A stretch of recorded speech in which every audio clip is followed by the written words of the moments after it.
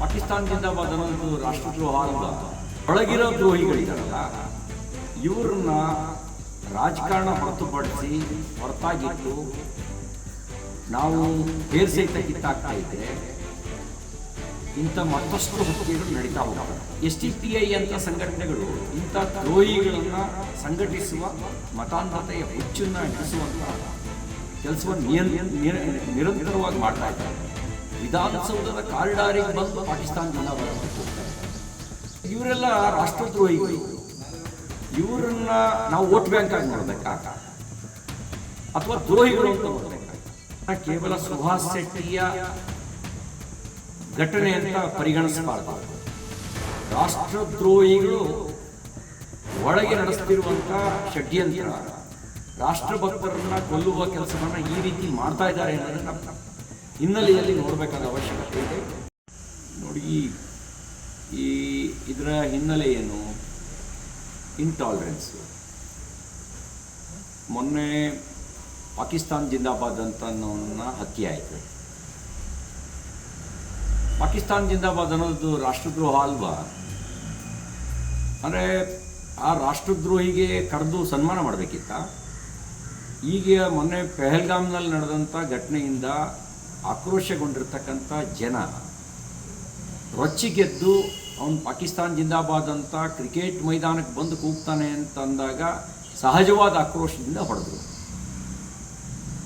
ಅದಕ್ಕೆ ಪ್ರತೀಕಾರ ಭಾರತ್ ಮಾತಾ ಕಿ ಜೈ ಅನ್ನೋನ ಹತ್ಯೆ. ದ್ರೋಹಿಗಳು ಒಳಗೆ ಇದ್ದಾರೆ. ಹೊರಗಿನ ಶತ್ರುಗಳನ್ನು ನಿಗ್ರಹಿಸೋದು, ನಿಯಂತ್ರಿಸೋದು ಕಷ್ಟದ ಕೆಲಸ ಅಲ್ಲ. ನಮ್ಮ ಸೈನಿಕ ಸಾಮರ್ಥ್ಯ ಇದೆ, ಅದು ಮಾಡುತ್ತೆ. ಒಳಗಿರೋ ದ್ರೋಹಿಗಳಿದಾರಲ್ಲ ಇವ್ರನ್ನ ರಾಜಕಾರಣ ಹೊರತಾಗಿಟ್ಟು ನಾವು ಬೇರ್ ಸಹಿತ ಕಿತ್ತಾಗ್ತಾ ಇದ್ದರೆ ಇಂಥ ಮತ್ತಷ್ಟು ಹತ್ಯೆಗಳು ನಡೀತಾ ಹೋಗ್ತವೆ. ಮತ್ತಷ್ಟು ಸುಹಾಸ್ ಶೆಟ್ಟಿ ಬಲಿಯಾಗಬೇಕಾಗತ್ತೆ. ಮತ್ತು ಇವರೆಲ್ಲ ದ್ರೋಹಿಗಳಿದ್ದಾರೆ, ದೇಶದ್ರೋಹಿಗಳಿದ್ದಾರೆ. SDPI ಅಂತ ಸಂಘಟನೆಗಳು ಇಂಥ ದ್ರೋಹಿಗಳನ್ನು ಸಂಘಟಿಸುವ ಮತಾಂಧತೆಯ ಹುಚ್ಚನ್ನು ಹಿಡಿಸುವಂಥ ಕೆಲಸವನ್ನು ನಿರಂತರವಾಗಿ ಮಾಡ್ತಾ ಇದ್ದಾರೆ.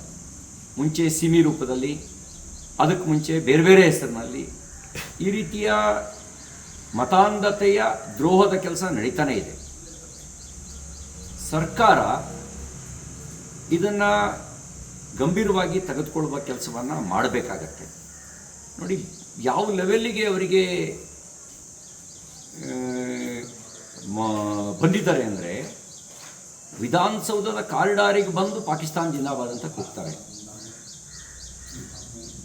ಬೆಳಗಾಂನಲ್ಲಿ ವಿಧಾನಸಭಾ ಚುನಾವಣೆಯ ಫಲಿತಾಂಶ ಬಂದ ಕ್ಷಣದಲ್ಲಿ ಕೂಗಿದ ಘೋಷಣೆ ಪಾಕಿಸ್ತಾನ ಜಿಂದಾಬಾದ್.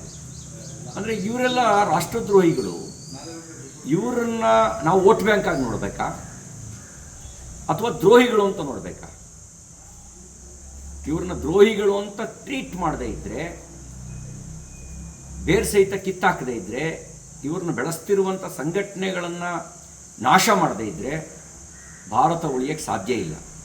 ಹಾಗಾಗಿ ಇದನ್ನು ಕೇವಲ ಸುಹಾಸ್ ಶೆಟ್ಟಿಯ ಘಟನೆ ಅಂತ ಪರಿಗಣಿಸಬಾರ್ದು.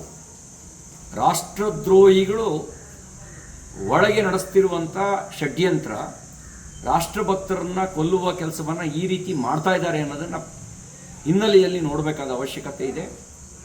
ಹಾಗಾಗಿ ನಾನು ಮಾನ್ಯ ಮುಖ್ಯಮಂತ್ರಿ ಸಿದ್ದರಾಮಯ್ಯನವರಿಗೆ ಆಗ್ರಹಿಸ್ತೇನೆ, ನೀವು SDPI, PFI ಇತ್ಯಾದಿ ಸಂಘಟನೆಗಳ ಮೇಲಿನ ಕಾರ್ಯಕರ್ತರ ಕೇಸ್ಗಳನ್ನು ವಿಡ್ರಾ ಮಾಡಿದ್ರಿ.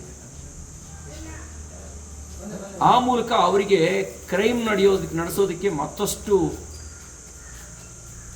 ಬಲವನ್ನು ಕೊಡ್ತಾ ಇದ್ದೀರಿ. ಆ ಕಾರಣದಿಂದ ಈ ಹತ್ಯೆ. ಮತ್ತೊಂದು ಸರಿ ಪರಿಶೀಲನೆ ಮಾಡಿ. SDPI, PFI ಮೇಲಿನ ಕೇಸ್ಗಳನ್ನು ವಾಪಸ್ ತೆಗೆದುಕೊಂಡಿರೋದನ್ನು ಹಿಂತೆಗೆದುಕೊಳ್ಳಿ. ಇಲ್ಲದೇ ಇದ್ದರೆ ಈ ರೀತಿಯ ಹತ್ಯೆಗೆ ನೀವೇ ಪರೋಕ್ಷ ಕಾರಣರಾಗ್ತೀರಿ.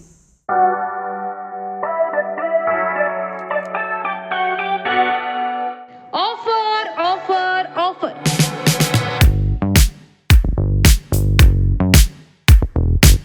ಏನಿಲ್ಲ, ಯಾವುದಿಲ್ಲ, ಇಲ್ಲಿ ಎಲ್ಲವೂ ಇದೆ.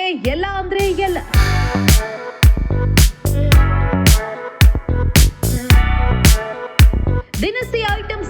ಇದು ಎಲ್ಲ ಗೃಹ ಬಳಕೆಯ ವಸ್ತುಗಳು.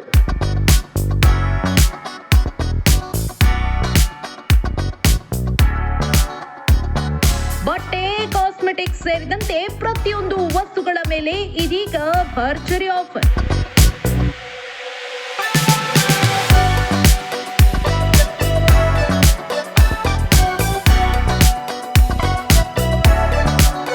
ತಾಜಾ ತರಕಾರಿ ಕೂಡ ಫ್ರೆಶ್ ಸ್ಟೋರ್ನಲ್ಲಿ ಲಭ್ಯ.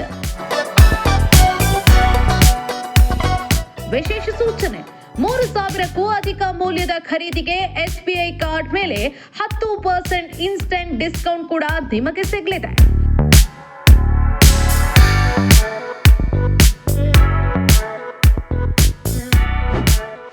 ಫುಲ್ ಪೈಸಾ ವಸೂಲ್ ಸೇಲ್ ಏಪ್ರಿಲ್ 30ರಿಂದ ಮೇ 4ರವರೆಗೆ ನಿಮ್ಮ ಸ್ಮಾರ್ಟ್ ಬಜಾರ್ನಲ್ಲಿ. ಹಿಂದೆ ಭೇಟಿ ಕೊಡಿ. Smart Bazaar, KM road, Annapurna ಆಸ್ಪತ್ರೆ ಎದುರು, ಜಯನಗರ, ಚಿಕ್ಕಮಗಳೂರು. ಇಂತಹ ನೈಜ ಕುತೂಹಲ ಭರಿತ ಸುದ್ದಿಗಳು ನಿಮಗೆ ಸಿಗಬೇಕಂದ್ರೆ ರಾಜ್ಯದ ಪ್ರತಿಷ್ಠಿತ ಜನಪರ ಡಿಜಿಟಲ್ ಸುದ್ದಿ ಮಾಧ್ಯಮ ಪಬ್ಲಿಕ್ ಇಂಪ್ಯಾಕ್ಟ್ ಚಾನಲನ್ನು ಯೂಟ್ಯೂಬ್ನಲ್ಲಿ ಸಬ್ಸ್ಕ್ರೈಬ್ ಮಾಡಿಕೊಳ್ಳಿ. ವಿಡಿಯೋ ಇಷ್ಟವಾದರೆ ಲೈಕ್ ಮಾಡಿ, ನಿಮ್ಮಿಷ್ಟದವರಿಗೆ ಶೇರ್ ಮಾಡಿ ನಮ್ಮನ್ನು ಪ್ರೋತ್ಸಾಹಿಸಿ. ಹಾಗೆಯೇ ಫೇಸ್ಬುಕ್ನಲ್ಲಿ ಪಬ್ಲಿಕ್ ಇಂಪ್ಯಾಕ್ಟ್ ಫಾಲೋ ಮಾಡೋದನ್ನು, ಇನ್ಸ್ಟಾದಲ್ಲಿ ಜೊತೆಯಾಗೋದನ್ನು ಮಿಸ್ ಮಾಡಬೇಡಿ. ಜಾಹೀರಾತು ಹಾಗೂ ಬಿಸ್ನೆಸ್ ಪ್ರಮೋಷನ್ಗಾಗಿ ಸಂಪರ್ಕಿಸಿ 9606037450 ಅಥವಾ 9353224116. ಇದು ಪಬ್ಲಿಕ್ ಇಂಪ್ಯಾಕ್ಟ್, ಜನಶಕ್ತಿಯೇ ನಿರ್ಣಾಯಕ.